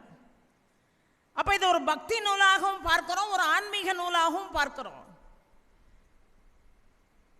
ஆழிசூழ் உலகமெல்லாம் பரதனை ஆழ, அதோட முடிக்க வேண்டியதான். அவ நீ போய் தாழிருஞ்சடைகள் தாங்கி, உனக்கு காட்டுக்கு அனுப்பணும் நீ முடிவு பண்ணிட்ட. அவன் காட்டுக்கு எப்படி போனா உனக்கு என்ன? காட்டுக்கு ராமனை அனுப்பணும் நீ முடிவு பண்ணிட்ட, பரதன் நாட்டு ஆளணும் முடிவு பண்ணிட்ட. இதுக்கு எல்லாரும் சொல்ற வியாக்கியானம் என்னன்னா, அவனை நாட்டுக்குள்ளேயே வச்சிருந்திருக்கலாமா, ஆனா ராமன் நாட்டுக்குள்ள இருக்கிற வரைக்கும் பரதனுக்கு மதிப்பு இல்லாம போயிருமா, எவனும் பரதனை பார்த்து கையெடுத்து கும்பிட மாட்டானா. இதெல்லாம் நாமளா வச்சுக்கிற செய்தி. காட்டுக்கு போ, அவன் நாட்டு ஆளுவான், முடிஞ்சு போச்சு. 14 ஆண்டுகள் என்று ஏன் குறித்தாள் கைகேயி? எல்லாரும் இதுக்கு நம்ம சொல்லக்கூடிய விளக்கம் என்ன தெரியுமா? ஒரு ஆயுள் தண்டனை எத்தனை ஆண்டு? 14 ஆண்டு. ஆயுள் தண்டனைக்கு எதுவுமே செயல்படுத்த முடியாம ஒரே இடத்துல சிறைப்படுத்தி இருந்தா அந்த ஆயுள் தண்டனை 14 வருஷம். நீ போய் தாழிருஞ்சடைகள் தாங்கி தாங்க அருந்தவம் மேற்கொண்டு பூழி வெங்கானம் நன்னி புண்ணிய துறைகள் ஆடி 7 ஆண்டின் வான்னு ஏன் சொல்லணும்? உண்மையாகவே ராமன் மீது அளவு கடந்த பற்று இருந்த காரணத்தினால் கைகேயினுடைய வாயிலிருந்து வந்த வார்த்தை அது பெரியோர்களே. இப்போ என் பிள்ளைய நீ 14 வருஷம் காட்டுக்கு போன்னு சொல்கிறேன், அதோட விட்டனா? இல்லைப்பா, நீ போகிற இடத்துலலாம் எல்லா கோயிலையும் பார்த்துருப்பா, பெருமாளை பார்த்துருப்பா, சிவனை விட்டுறாதப்பா, எல்லா நிர்மலமான நீரோடையிலையும் நீ நீரோடணும்ப்பா, நீ தவ வாழ்க்கை பண்ணணும்ப்பா, இத்தனையும் சொல்லி அனுப்புறேன்னா அதனுடைய உள்ளர்த்தம் என்ன? என் பிள்ளை காட்டுக்குள்ளே இருந்தாலும் சுகமாக இருக்கணும், ஆரோக்கியமாக இருக்கணும், ஆயுளோட இருக்கணும்னு பொருள். எவ்வளவோ கன்வின்ஸ் பண்ணான தசரதன். அவ என்ன மனம் மாறாதவளா? அவ என்ன கல் மனசுக்காரியா? கைகை மாறி ஒரு ஸ்கெட்சை போடுறதுக்கு உலகத்துல எந்த காப்பியத்திலையும் ஆள் இல்லை. அவ ஸ்கெட்ச் போட்டே பல மணி நேரம் போராடணும் இவ மனசை மாத்துறதுக்கு. அன்பை பொழியக்கூடிய தசரதன் சொன்னா கைகை கேட்க மாட்டேன் நான் சொல்லிடுவா. சரி ராமனே இருந்துட்டு போறான்னு சொல்லியிருக்கலாம், நாமளா யூகம் பண்றோம். ஆனா வள்ளல் ராமன் உன் மைந்த நாணை என்று ஏயா சொன்ன? ஏன் பிள்ளை மேல சத்தியம் பண்ற நீ? இன்னைக்கு தான் சத்தியம் எல்லாம் சக்கர பொங்கல்.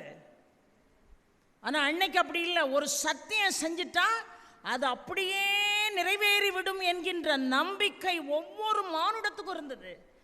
அவளே மனசுல நினைச்சிருப்பா, ஐயோ தேவையில்லாம அவசரப்பட்டு ராமன் மேல ஆணை, இது சத்தியம்னு சொல்லிட்டியே, இனிமே அந்த சத்தியத்தை நீயே நினைச்சாலும் இஸ்வாகு குல பெருமையை நீ காப்பாற்றணும்னா, சூரிய குலத்தினுடைய பெருமையை நீ காப்பாற்றணும்னா நீயே மனசு வச்சா கூட இனிமே அந்த சத்தியத்திலிருந்து நீ மாற முடியாதையா, ராமனை காட்டுக்கு அனுப்பியே ஆகணும்யா. போனவன் காட்டுக்குள்ள விலங்குகளால அங்க இருக்கக்கூடிய சூழ்நிலையினால் அவனுக்கு எந்த ஆபத்தும் வந்துடக்கூடாது. தாங்கருந்தவன் மேற்கொண்டு பூழி வெங்கானம் நன்னி புண்ணிய துறைகள் ஆடி 7 ஆண்டின் வா என்று எம்பின அரசன் என்றாள். 14 ஆண்டுகள் ஒருத்தர் ஆட்சி பீடத்தில் உட்கார்லன்னு சொன்னா ஆட்டோமேட்டிக்கா அந்த ஆட்சி இன்னொருத்தர் கைக்கு போயிரும்னு நம்ம விளக்கம் சொல்றோம். அதுக்கப்புறம் அந்த ஆட்சியில எவனும் திரும்பி வந்தாலும் உரிமை கோர முடியாதுன்னு விளக்கம் சொல்றோம். ஆனா அது மட்டும் பொருள் அல்ல. 14 ஆண்டுகள் என்பது வெறும் அழிந்து போகக்கூடிய ஆட்சியை பேசக்கூடிய விஷயம் அல்ல. 14 ஆண்டுகள் ஒரு வனவாசத்தை ஒருவன் மேற்கொண்டான் என்று சொன்னால் புராண இதிகாச சிந்தனைகளின்படி அப்பேற்பட்டவனுக்கு ஆயுள் இரட்டிப்பு பலம் பெறும் என்று ஒரு பொருள் இருக்கிறது.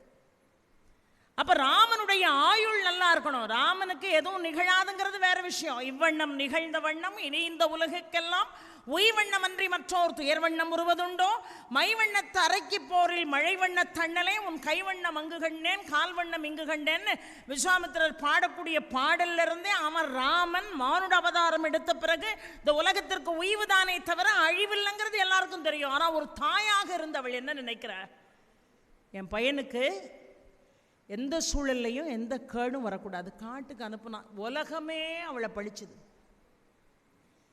எந்த பாவமும் செய்யாத பரதனை என்னுடைய ஈமச்சடங்குகளை கூட செய்ய முடியாதுன்னு தசரதன் சொல்லிட்டு செத்தான். எந்த பாவமும் அறியாதவன். நீங்க இதுல வரிசையா நீங்க இதை கோடிட்டு பார்த்தீங்கன்னு சொன்னா ஒன்னொன்னா நீங்க அந்த காப்பியத்தினுடைய போக்கை பார்த்தீர்கள் என்று சொன்னா வரத்தை கேட்காமல் கொடுத்தது தசரதன் செய்த தவறு. இன்னொன்று 3 மகிழ்ச்சிகளில் இவன் மட்டும் என் தேரை ஓட்டிட்டு போனான். இவளால் மட்டும் எப்படி அச்சாணிக்கு பதிலாக இந்த ஆள்காட்டி விரலை கொடுத்து தேரை சுற்றி தசரதனுக்கு வெற்றியை தேடி தர முடிஞ்சது? கோசலை போனாளா போர்க்களத்துக்கு? கோசலை போனாளா? சுமித்ரா போனாளா போர்க்களத்துக்கு? போர்க்களத்துக்கு கைகை தான் போறா. அவளுடைய கை, இந்த கை மட்டும் இரும்பாக மாறியதற்கு, ஏன்னா வால்மீகியிலிருந்தோ புராண செய்திகள்ல இருந்தோ நீங்க ராமகாதையை பிரிச்சு நீங்க பார்க்க முடியாது. துர்வாசர் அவருடைய அவைக்கு போறாரு. போன துர்வாசர் சாப்பிட்டுட்டு நிம்மதியா தூங்குறாரு. நிம்மதியா தூங்குற துர்வாசர் அப்படியே பார்த்தா, நம்ம கூட வீட்டில் யாராவது தூங்கிக்கிட்டு இருந்தாங்கன்னா வயிறே பார்ப்போம், பார்த்துருக்கீங்களா? அந்த வயிறு ஏறி ஏறி இறங்குதா, இல்லை போய் சேர்ந்துட்டானா என்னன்னு தெரியலையேன்னு எவ்வளோ பதட்டமாக வைத்தையே பார்ப்போம். அதை மாதிரி துர்வாசரை பார்க்க அவர் நல்ல ஆழ்ந்த நித்திரையில் இருக்காரு. உண்மையாகவே இவருக்கு மூச்சு இருக்கான்னு டெஸ்ட் பண்ணுறதுக்கு இந்த கையை கொண்டு மூக்குக்கிட்ட வச்சா. மூச்சு வருதான்னு பார்க்க அந்த மூக்குக்குள்ளே வச்சா பாருங்க, அவரு கோபத்தில் திடுக்கணும். ஏன்னா சாபம் போட்டாதான் துர்வாசருக்கு பலம் கூடும்னு ஒரு வரம் இருக்கு அவருக்கு. அவருக்கு டக்குன்னு இந்த மூக்கில் கை வச்ச உடனே எந்த விரலை கொண்டு என் ஆசையை நீ தீண்டினாயோ அந்த விரல் இரும்பா மாறி போகும்னு சாபம் கொடுத்தார். கைகை அப்பா ஓடோடி வந்தான். கேகய நாட்டு மன்னன், என் பொண்ணை யாருங்க திருமணம் பண்ணுவா? இந்த விரல் இப்படி இரும்பா இருந்தால் யார் திருமணம் பண்ணுவா? தயவுசெய்து உங்களுடைய வரத்தை மாற்றுங்கள். மீண்டும் அவள் எனக்கு பணிவிடை செய்யக்கூடிய ஒரு காலம் உண்டு.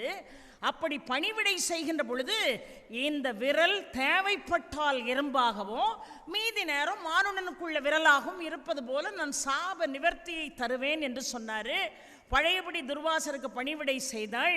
இந்த விரல் சாமானிய மானுடர்களைப் போல மாறியது. ஆனால் தேவைப்படுகின்ற நேரத்திலே இந்த விரல் இரும்பாக மாறும் என்று துர்வாசர் கொடுத்த வாக்கால தான் சம்பராசுரனோடு போர் செய்து அச்சாணி கலண்டு கீழே விழும்போது இன்னும் கொஞ்ச நேரத்தில் வெற்றி இலக்கு என்கின்ற நிலை இருக்கின்ற பொழுது இந்த ஒரு காரணத்தினால தசரதன் தோத்து போயிடக்கூடாதுன்னு தேரை விட்டு கீழே குதிச்சு இந்த விரலை துர்வாசரை நினைத்து இரும்பாக்க மாற்றிக்கொண்டு அச்சாணியாக அந்த விரலை கொடுத்து அந்த தேர் சக்கரத்தை சுற்றி அவனுக்கு உயிர் கொடுத்தவள். ஏன்னா மன்னன் ஒரு போரில் தோத்து போனான்னா அவன் செத்ததுக்கு சமம். அவனுக்கு வெற்றியை கொடுத்தாள் என்று சொன்னால் தன்னுடைய கணவன் தன்னுடைய அரசனுக்கு அவள் உயிர் கொடுத்தாள் என்று பொருள். அப்பேற்பட்ட உயிர் கொடுத்தவளே உயிரை எடுக்கணும்னு நினைப்பாளோ? உயிர் கொடுத்தவளே உயிரை எடுக்கணும்னு நினைப்பாளோ? உயிரை எடுக்கிறதுக்கு ஒரு தற்கொலை முயற்சி பண்ணது தசரதன். நம்ம கைகையவே காலாகாலமாக குறை சொல்கிறமே தவிர வரத்தை இவர் கொடுத்தாரு, அது ஒரு பக்கம் இருக்கட்டும். கேகை நாட்டு மன்னன்ட்ட பெண்ணு கேட்டு போனாங்க. கைகையே பெண் கேட்டு போனான். அப்பா அவர் ஒரு வரம் கேட்டார். யாரு? கேகை மன்னன். என் பொண்ணை உனக்கு கல்யாணம் பண்ணி தாரே. ஜாதக ரீதியாகவே இன்னைக்கு நமக்கு ஜாதகத்தில் நம்பிக்கை இருக்கோ இல்லையோ, நமக்கு இன்னைக்கு ஜோதிடத்தில் நம்பிக்கை இருக்கோ இல்லையோ, நாட்டை ஆண்ட அரசர்கள் அத்துணை பேருக்கும் ஜோதிடத்தின் மீது நம்பிக்கை இருந்ததுனால தான் ஆஸ்தான ஜோதிடரை பக்கத்துலேயே வச்சுக்கிட்டு ஒவ்வொரு வேலையும் செஞ்சாங்க. அவங்க ஆஸ்தான ஜோதிடர் உண்டு இல்லை, எல்லா அரசவையிலையும் ஆஸ்தான புலவர்களும் உண்டு, ஆஸ்தான ஜோதிடர்களும் உண்டு. அவன்கிட்ட போய் பொண்ணு கேட்டான். ஏன்னா கைகேயிக்கும் அவனுடைய அப்பா அச்சோபதியை போல முன்ஜென்மத்தில் நடந்த அத்தனை செய்திகளையும் தெரிந்து கொள்ளக்கூடிய ஆற்றலும் உண்டு. ஃபியூச்சர்ல என்ன நடக்க போகுதுங்கிறத முன்கூட்டியே உணரக்கூடிய ஆற்றல் கேகய மன்னனுக்கு எப்படி இருந்ததோ அதே அம்சமாக பிறந்தவள் கைகேயி. அப்ப அவன் நேரம் அவன் இடத்துக்கு போய் எனக்கு குழந்தையே இல்லையே, எனக்கு குழந்தை இல்லை, எனக்கு குழந்தை பாக்கியம் எப்போ கிடைக்கும்னு கேட்கறதுக்காக தசரதன் கேகை நாட்டு மன்னனை சந்திக்க போன போதுதான் முன் ஜென்மத்தை உணர்ந்த கைகை சொல்றா, என்னையும் திருமணம் செய். என்ன திருமணம் செஞ்சு அழைச்சிட்டு எப்போ அரண்மனைக்குள்ள நுழையிறியோ அப்பந்தான் 3 பேருக்குமே குழந்தை பாக்கியம் உண்டுன்னா. அதுக்காக தான் கல்யாணம் பண்ணான். கேகை மன்னன்ட்ட போய் பொண்ணு கேட்டான். இந்த மாதிரி ஆழமான சில விஷயங்கள் எல்லாம் நமக்கு சாதகமாக மறைச்சிருவோம், வெளியே சொல்ல மாட்டோம். பெண்களை குற்றம் சுமத்துறதுல நிறைய ஆசை நிறைய பேருக்கு வாழ்க்கையில் உண்டு.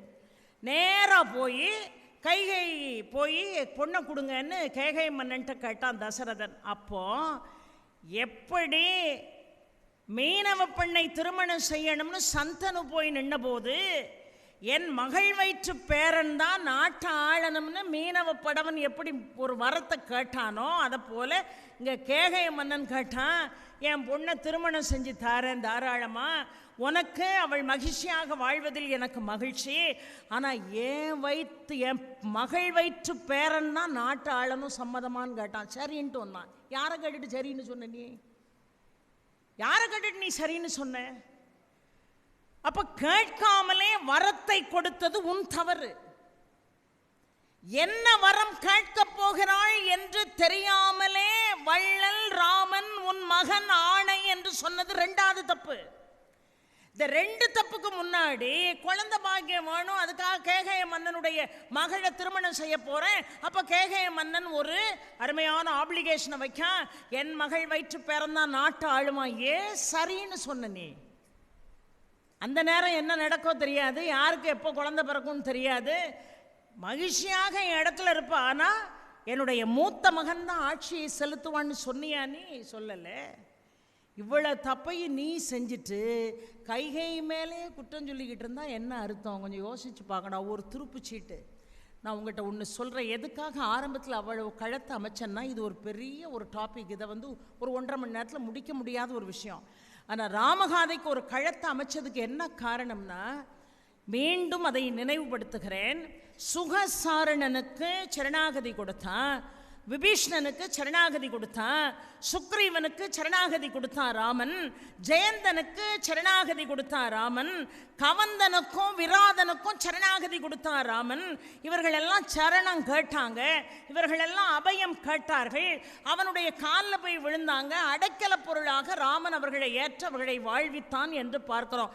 சரி, கைகேயி தப்பு செஞ்சா, கைகேயி தப்பு செஞ்சா, கைகேயி தப்பு செஞ்சா நம்ம சொல்றோமே, இந்த காப்பியத்தினுடைய போக்கில் எந்த இடத்திலாவது யாராவது, ராமன் கூட இல்லை, பரதனை தவிர யாராவது கைகேயை பழித்தார்களா? பழித்தார்களா? ராமன் எங்கேயாவது பழித்தானா? ஒரு கேள்வி. இன்னொரு கேள்வி, இவர்களெல்லாம் அபயம் கேட்டதைப் போல தான் செய்தது தவறு என்று உணர்ந்து எந்த இடத்துலையாவது ராமன்கிட்ட போய் கைகேயி அபயம் கேட்டதாக ஒரு இடத்தை காட்ட முடியுமா? முடியவே முடியாது. ஏன்னா அவன் அபயம் கேட்க வேண்டிய அவசியம் இல்லை. அதை ராமன் ஒரு இடத்துல தெளிவுபடுத்துறான். தாண்டகவனத்துக்கு போறான், முனிவர்களை பார்க்குறான். முனிவர்களை பார்த்துட்டு நீங்கள்லாம் எப்படி இருக்கீங்கன்னு கேட்டா, முனிவர்கள் சொன்னாங்க, வேள்விக்கு தலைமை தாங்க வேண்டிய 30 முக்கோடி தேவர்களுக்கும் தலைவனாக விளங்கக்கூடிய இந்திரன் ராவணனுக்கு பணி செஞ்சுக்கிட்டு இருக்கான். பிறகு நாங்கள் எப்படி நல்லா இருக்க முடியும்? உன்னை தவிர எங்களை வேற யாராலையும் காப்பாற்ற முடியாதுன்னு முனிவர்கள் கண்ணீர் வடித்த போது ராமன் சொல்கிறான், துன்பம் தவிருதீர், துன்பம் தவிருதீர்னு சொல்லிட்டு அடுத்த வார்த்தை சொன்னா, யான் கானகம் போந்தது யான் செய்த புண்ணியம் என்று சொல்கிறான். நான் இங்கே கானகம் வந்ததே நான் செஞ்ச புண்ணியத்தினால தான் வந்தேன். என்ன பொருள்? அடுத்த வார்த்தை அதுக்குள்ள வச்சு சொன்னா, அரக்கர் கவந்தமாட காண்பீர்னு சொல்றான். அப்ப அரக்கர்களை அழிப்பதற்காக இந்த வனத்திற்கு நான் வந்தது யான் செய்த புண்ணியம். அதனுடைய சூட்சமம் என்ன?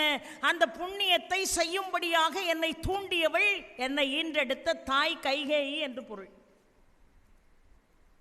கைகேயி மேல ராமனுக்கு ஒரு வருத்தம் இருந்திருந்தா ராமன் என்ன செஞ்சிருப்பான்? பழிச்சிருப்பான் கைகேயை.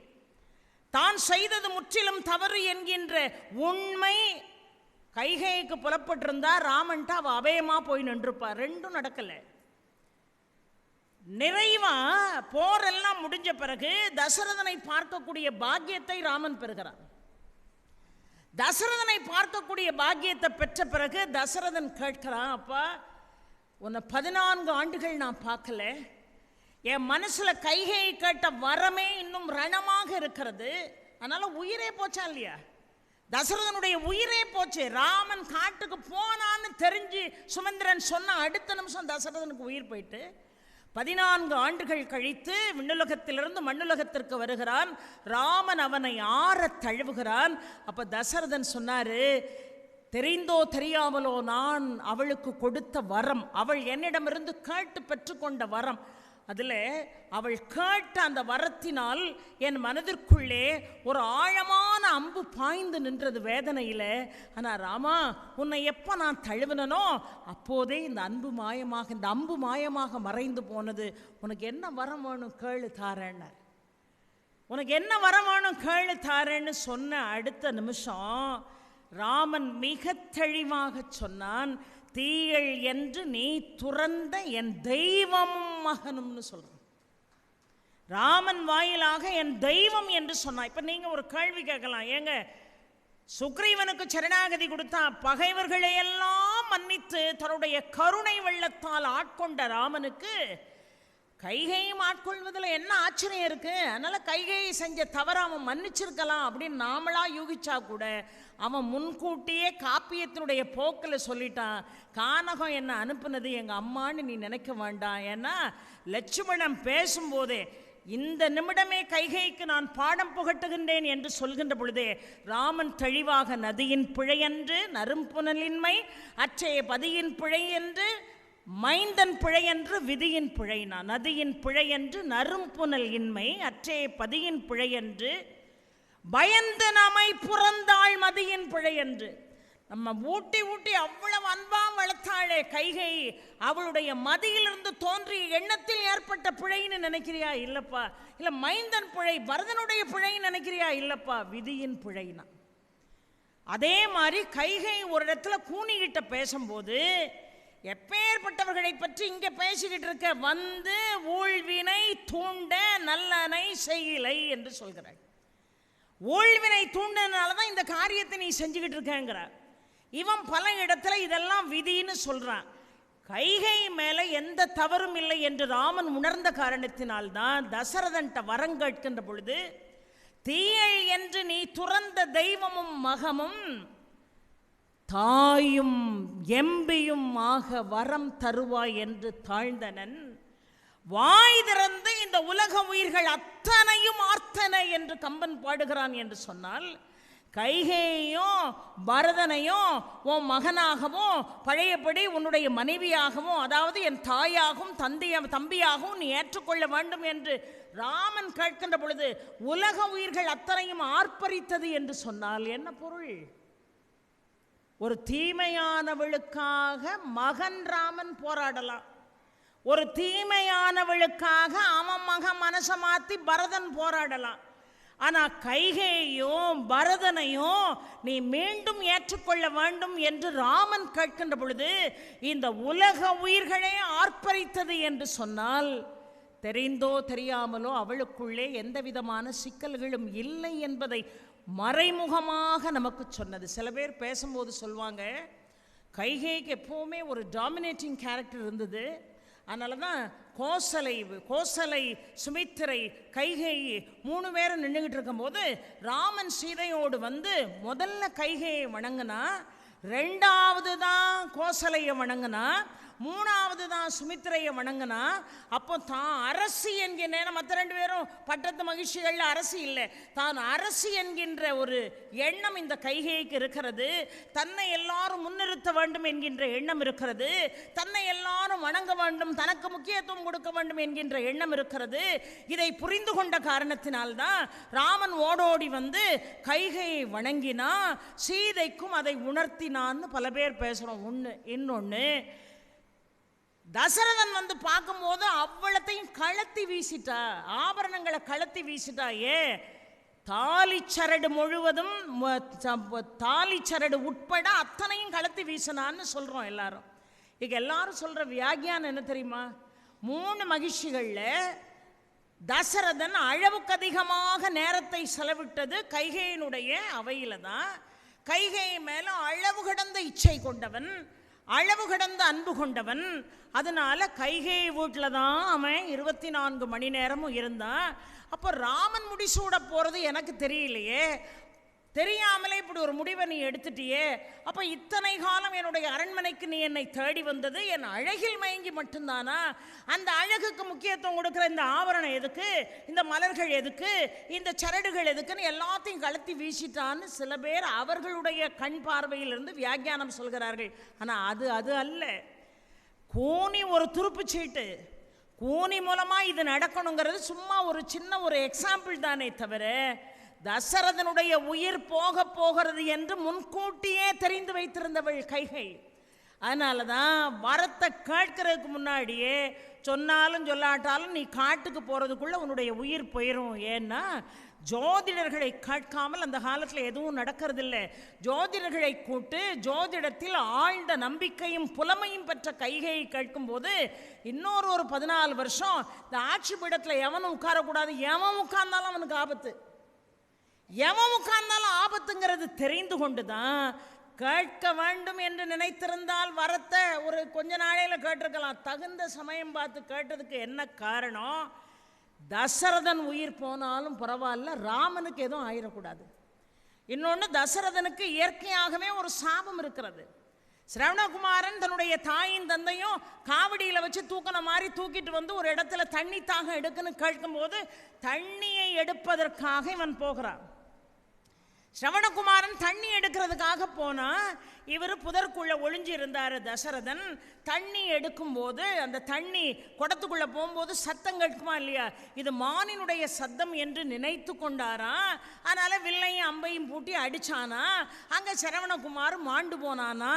அதை தூக்கிட்டு நேராக அவங்க அப்பா அம்மாட்ட போன உடனே கண்ணில்லாத அந்த தாய் தந்தையும், நான் எப்படி புத்திர சோகத்தால் மாண்டு போகிறனோ அது மாதிரி நீயும் புத்திர சோகத்தால் மாண்டு போவாய் என்கின்ற சாபம் தசரதனுக்கு ஏற்கனவே இருக்கு. புத்திர சாபம்னு தான் சொன்னானே தவிர ராமனுக்கு சாவு வரும்னு சொன்னானா, இல்லை பரதனுக்கு சாவு வரும்னு குறிப்பிட்டு சொன்னானா? என்னை போலவே உனக்கும் புத்திர சோகம் உண்டு என்கின்ற சாபம் நிறைவேறணுமா இல்லையா? பாவத்துக்கு விமோச்சனம் உண்டு, சாபத்துக்கு விமோச்சனம் உண்டா? இல்லை. அதை கோசலைட்ட மட்டும் சொல்றா. கைகை அதை பின்னாளில் தான் தெரிந்து கொள்கிறாள். கோசலைட்ட அந்த சாபத்தை பற்றி சொல்றான். இந்த 4 பேர்ல கண்டிப்பாக ராமனால மட்டும்தான், ராமனுடைய பிரிவு மட்டும்தான் தசரதனை அழிக்கும் என்று தெளிவாக தெரிந்து கொண்ட ஒரே பெண்மணி அந்த ராஜ்யத்தில் கைகை மட்டும்தான். ஏன்னா இதே நிலைமை பரதனுக்கு வந்ததுன்னு வைங்க, தசரதன் ஒன்றும் கவலைப்பட போகிறதில்ல. கொஞ்சம் கண்ணீர் வடிச்சுட்டு அவன் பாட்டுக்கு இருப்பான். சத்ருனுக்கு வந்தாலும் கவலைப்பட போகிறதில்ல, லக்ஷ்மணனுக்கு வந்தாலும் கவலைப்பட போகிறதில்ல. தன்னுடைய உயிரையே அறுத்து ஒருத்தனுக்கு கொடுக்கணும்னு அவன் நினச்சான்னா 4 குழந்தைகளில் ராமன் தான். அப்போ ராமனால உயிருக்கு ஆபத்து வந்துடக்கூடாது, புத்திர சோகம் வேற ரூபத்தில் வந்துடக்கூடாது. இந்த ஆள் வேற வாயை சும்மா வச்சுக்கிட்டு இருக்காம ராமன் மீது ஆணைன்னு வேற சொல்லிட்டாரு. இதனால ராமனுக்கு உயிருக்கு ஆபத்து வந்துடக்கூடாது, அதுக்கு எங்கேயாவது உயிரோடையாவது இருக்கட்டும்னு அவள் காட்டுக்கு அனுப்புனாலையா? அவளை காலம்பூரா துரோகின்னு பேசுகிறமே, யோசித்து பாருங்கள். காலம்பூரா அவளை துரோகின்னு பேசுகிறோமே கைகையே. ஆக கூட்டி கழித்து நீங்கள் பார்த்தீங்கன்னு சொன்னால், வரத்தை அவள் கேட்காமலே தருகிறேன் என்று வாக்குறுதி கொடுத்த தசரதனை இன்னைக்கு வரைக்கும் கையெடுத்து கும்பிடுறோம். வாக்குறுதி கொடுத்த தசரதனை கையெடுத்து கும்பிடுறோம். நீ என்ன வாக்குறுதி கேட்டாலும் நான் நிறைவேற்றுவேன், நீ கேட்ட வரத்தை கொடுத்தே தருவேன், இது ராமன் மேல சத்தியம். இன்னொன்னுங்கய்யா, சத்தியம் பண்றதில்ல தசரதனுக்கு மிஞ்சினவன் எவனும் இல்லை. வாய்மையும் மரமும் காத்து மண்ணுயிர் துறந்த வள்ளல் தூய்மையானவனுடைய மகன் இந்த ராமன். யாருக்கு முன்னாடி நீ பிறந்த? பரதனுக்கு முன்னாடி பிறந்தன்னு வாலி வாயிலாக கம்பன் தசரதனுடைய பெருமையை சொன்னா கூட தசரதன் யோசிக்காமல் சில தவறுகள் செய்தான். அவ்வளவு ஆற்றல் மிகுந்தவன், வேட்டையில் அவ்வளவு தூரம் பாண்டித்தியம் பெற்றவன். மான தண்ணி குடிக்கா, மனுஷன் தண்ணியை குடிக்கானான்னு கூட அந்த சத்தத்தை வச்சு உன்னால கண்டுபிடிக்க முடியலன்னு சொன்னா நீ என்ன வேட்டையில் சிறந்த அரசன்? எல்லா தவறுகளுக்கும் ஏதோ ஒரு வகையில் தசரத குற்றவாளி, எந்த விதமான மாற்று கருத்தும் இல்லை. மன்னர்கள் ஒழுங்காக ஆட்சி செஞ்சுருக்கலாம், மக்களுக்கு சுபிட்சமான வாழ்க்கையை கொடுத்துருக்கலாம். ஆனால் சொந்த வாழ்க்கையில் அவசரப்பட்டு வரத்தை கொடுத்தது நீ. அந்த வரத்தை அவ திரும்பி கேட்கும்போது கூட என்ன வரம் கேட்கப் போகிறாள் என்பதை கூட யூகிக்க முடியாமல் நீ கேட்ட வரத்தை அப்படியே தருவேன். என்னென்ன கஞ்சன் நினைச்சியா, என்னென்ன லோபின்னு நினைச்சியா?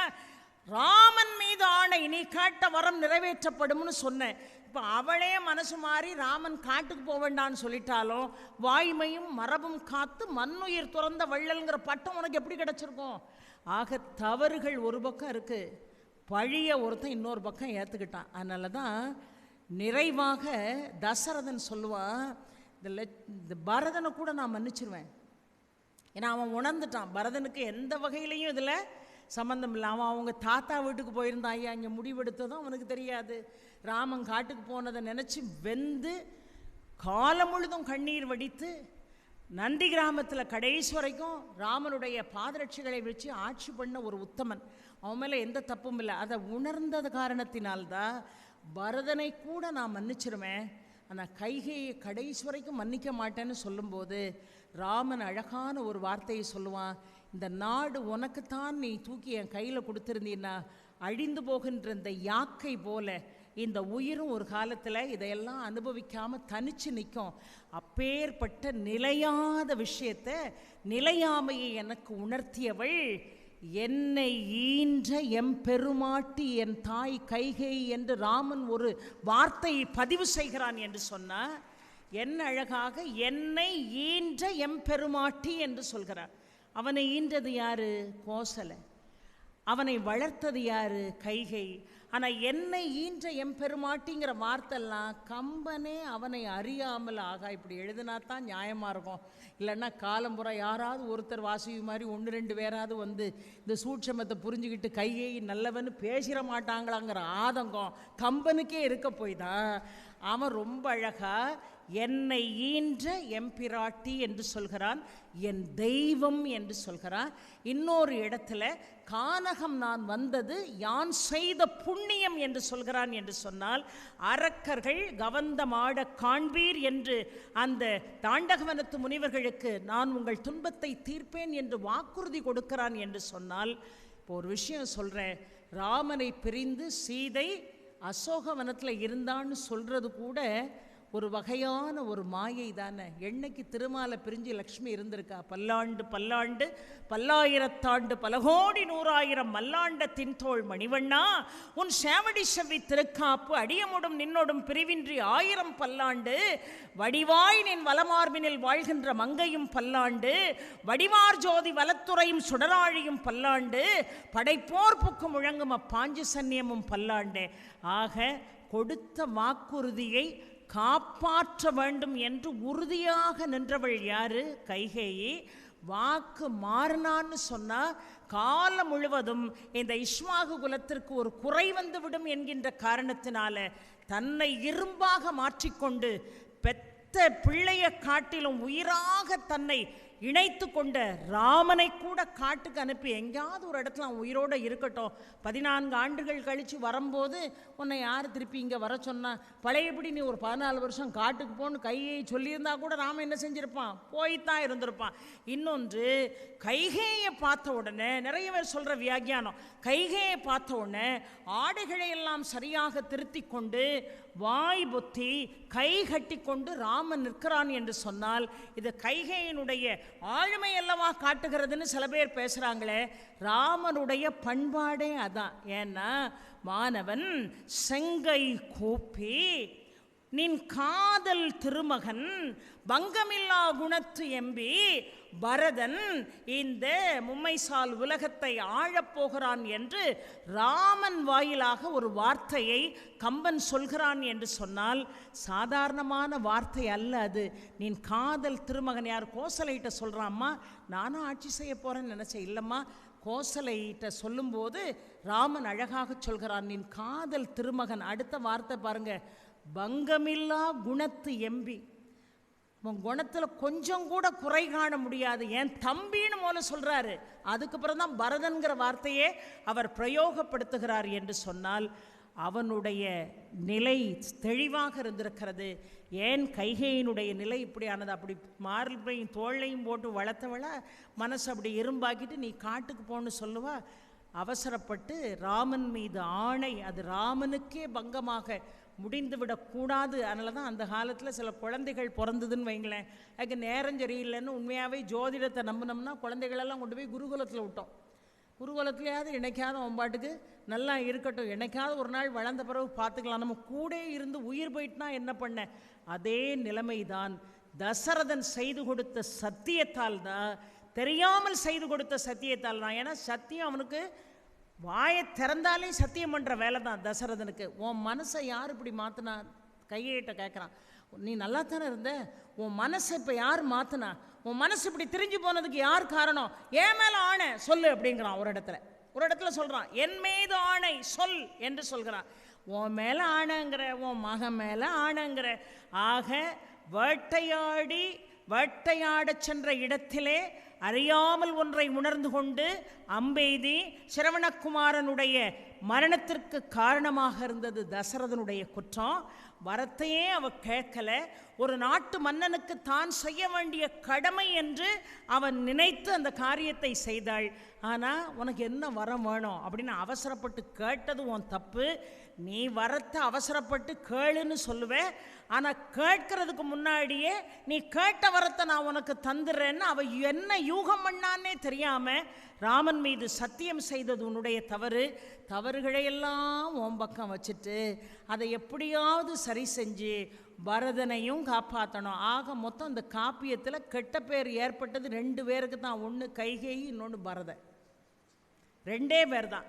அதில் கைகேயி செய்த தவறு போல ஒரு மாயை வெளியே தெரிஞ்சுது. அதனால் இன்னைக்கு வரைக்கும் கைகேயை பழிச்சுக்கிட்டு இருக்கமே தவிர ராமனுக்கு கைகேயி உத்தமி என்கின்ற எண்ணத்திலே எந்த விதமான மாற்றும் இல்லை. காரணம், இந்த அரக்கர்களை வதம் செய்வதற்கு எனக்கு இறைவன் கொடுத்த ஒரு துருப்புச்சீட்டு மந்தரை என்று அவன் நினைத்த காரணத்தினால தான் பரதன் மந்தரையை பிடிச்சி கழுத்தை பிடிச்சி தூக்கி நிறுத்தும் போது கூட ராமன் அவளை கீழே இறக்கி விட அவளை தண்டிக்க வேண்டாம்னு சொல்கிறான்னு சொன்னால் நிகழப்போவது அத்தனையுமே ஏற்கனவே முடிவு செய்யப்பட்ட விஷயம். அதற்கான காரண காரியங்கள் தான் இழையோடி சென்று கொண்டிருக்கிறது என்று காப்பியம் முழுவதும் அதை அழகாக எடுத்து கையாண்டிருக்கிறான் கம்பன். ஆக கைகேயி என்று ஒருத்தி இல்லைன்னு சொன்னார். ராவண வதம் என்பது நிகழ்ந்திருப்பதற்கு வாய்ப்பு என்பதே இல்லை. ஆக அதனால தான் சிறந்த தீயாள்னா ஒரு தீமையை அழிக்கிறதுக்கு இன்னொரு சிறந்த தீமை இருந்தால் தான் அந்த கொடிய தீமை அழியும் என்பதை கம்பன் உணர்ந்த காரணத்தினால்தான் சிறந்த தீயாள் என்கின்ற வார்த்தையை பிரயோகம் செய்தான்.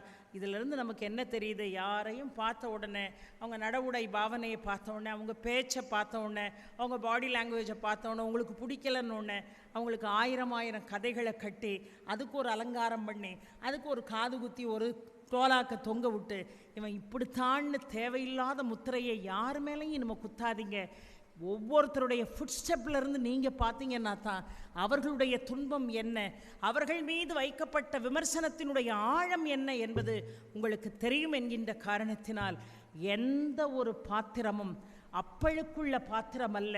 எல்லா கதாபாத்திரங்களுக்குள்ளும் ஒரு சிறப்பை வைத்து வான்மீகி ராமனை தரிசித்ததை ராமகாதையாக கொடுத்து அதை ராமச்சரித்திரம் என்று ராமன் பெயரிட்டு பின்னாளிலே அவன் பெயர் தாங்கி கம்ப ராமாயணம் என்று அழைக்கப்படுகிறது என்று சொன்னால் அதில் வரக்கூடிய நெகட்டிவ் கேரக்டர் என்று நாம் படிக்கக்கூடிய சில விஷயங்களுக்குள்ள ஆயிரம் பாசிட்டிவான விஷயம் மறைந்திருக்கிறது. பலாப்பழம் வெளியே பார்க்க முள்ளாதான் தெரியும், உரிக்க கடினமாகத்தான் தெரியும். ஆனால் கஷ்டப்பட்டு அதை உரிச்சிட்டோம்னா அந்த சுளை எவ்வளவு சுவையானது என்பதை கைகேயி நமக்கு உணர்த்தி இருக்கிறாள். அதை உள்வாங்கிக் கொண்டு நாம் கைகேயை போற்றுவோம், கைகேயை வாழ்த்துவோம், கைகேயை வணங்குவோம் என்று சொல்லி வாய்ப்புக்கு நன்றி பாராட்டி உங்கள் வசமிருந்து விடைபெறுகிறேன். நன்றி, வணக்கம்.